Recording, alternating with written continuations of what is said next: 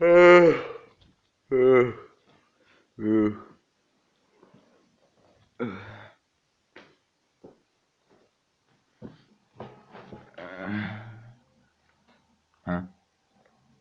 Fuck!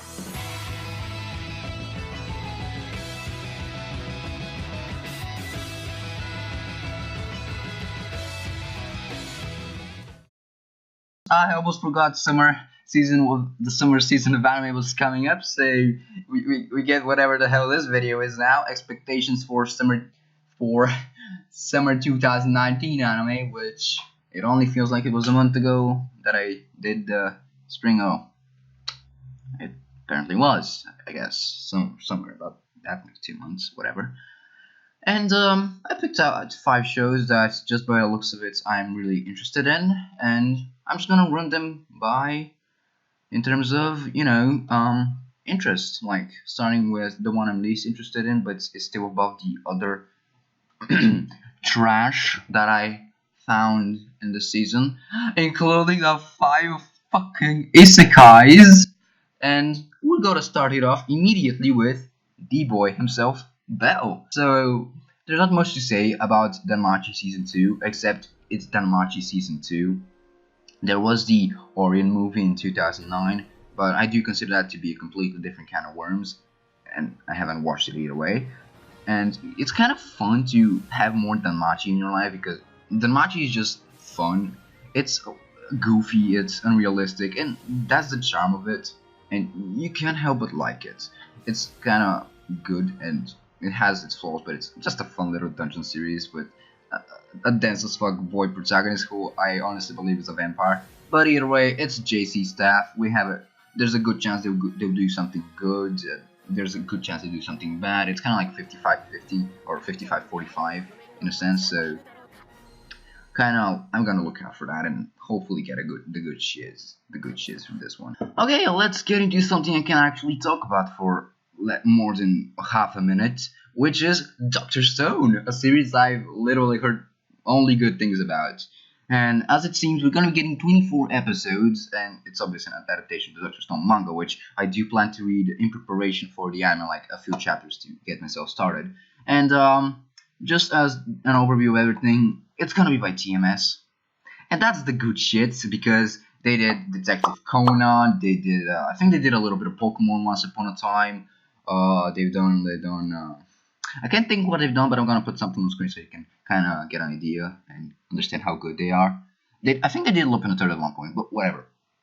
So the synopsis reads: several thousand years after a mysterious phenomenon that turns all humanity to stone, the extraordinarily intelligent you can understand that I can't read at this point. Science-driven boy Senku Ishigami awakens. Facing a world of stone and the total collapse of civilization, Senku makes up his mind to use science to rebuild the world. Starting with his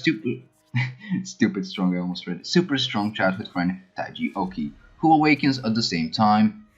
They will begin to rebuild civilization from nothing. Depicting 2 million years of scientific history from the Stone Age to present day, the unprecedented crafting adventure story is about to begin. Source control.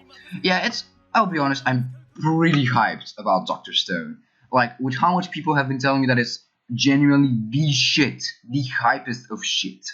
I'm fully in. There's nothing much to say. I like the crazy doctor boy that looks like he could fuck shit up. He looks like that version. He looks like a different version of Sora from No Game No Life, where he knows how everything will turn out and he can do anything the way he wants to with a little bit of effort. I love that kind of shit.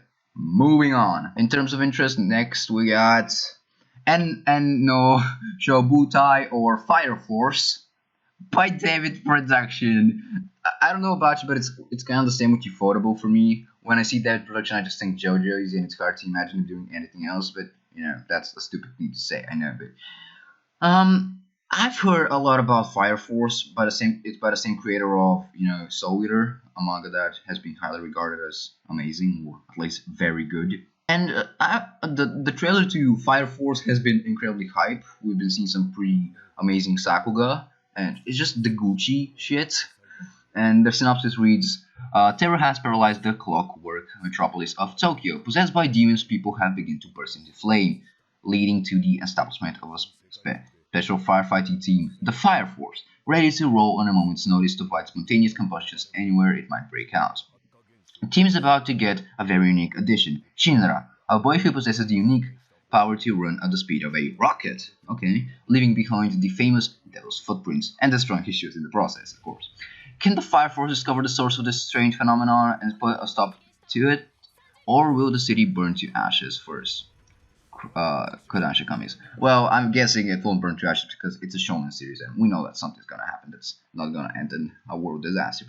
But that premise is incredibly interesting, just to say the least. I can't say much about it because I don't know the manga. Main boy looks super fucking badass, especially when he does the rocket thing in the the PV, the trailer, and it's hype. It's David Productions. We're getting 24 episodes of goodness. I'm hoping. So moving on. Now this is a special case, Vinland Saga, because I'm going to make the decision to watch the anime before reading the manga, which I'm guessing is not best choice because I've heard the manga is honestly a masterpiece, but I don't know. And when hearing so much about this amazing manga with this amazing unbeatable art style, a studio with does come to mind. Like, who else will adapt this? Cloverworks? Fuck that shit. Which studio can adapt anything? They adapted Attack on Titan after all. And Villain Saga just never caught my attention back then. Like, back then meaning a few months ago, because it just didn't. Never got under my radar. But let's see. Again, 24 episodes. I'm going to be watching quite a bit. So, 3 episodes. The first 3 episodes air back to back on July 7th. First episode premieres on Amazon July 6th. Let's hope it's not, restricted to Amazon because that would be pretty fucking garbage. For 1,000 years, the Vikings have made quite a name and reputation for themselves as the strongest families with a thirst for violence. Thorfinn, the son of one of the Vikings' great warriors, spends his boyhood in a battlefield and has his skills in his adventure to redeem the most desired revenge after his father was murdered. Short but amazing. Okay, that premise immediately sounds hype as fuck. And seeing as there are many fucking volumes and chapters of this series, I'm guessing that's not all there's going to be to Vinland Saga. The world seems to be incredibly expansive. I mean, and the characters are probably going to be good because let's be honest, if a manga can be labeled as a masterpiece, quote unquote, it's gotta be good, and you can't deny that. It's probably going to be good, of course, since everyone's been talking about it a lot. So July 8th, I'm jumping on that shit. Okay, next shit we got is Nakanuhito Genome Jikyochu. Okay, so here's I've read the web manga for this, and I honestly love it. It's kind of like loving shit. You know it's shit. You know it's bad. Well, aspects of it are bad, like a lot, but you still love it. It's kind of like loving Kiss Excess.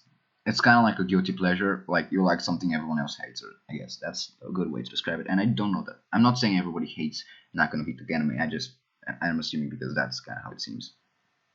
So this one, I'm gonna provide the plot because I've actually read this shit and it's really good. Okay, so starting off the plot, we got like fucking how many? Six, seven. We got 8 shut-in Twitch hosts and thoughts. Streaming different games like puzzle games, escape games, fighting games, historical games. Apparently, we got other games as well.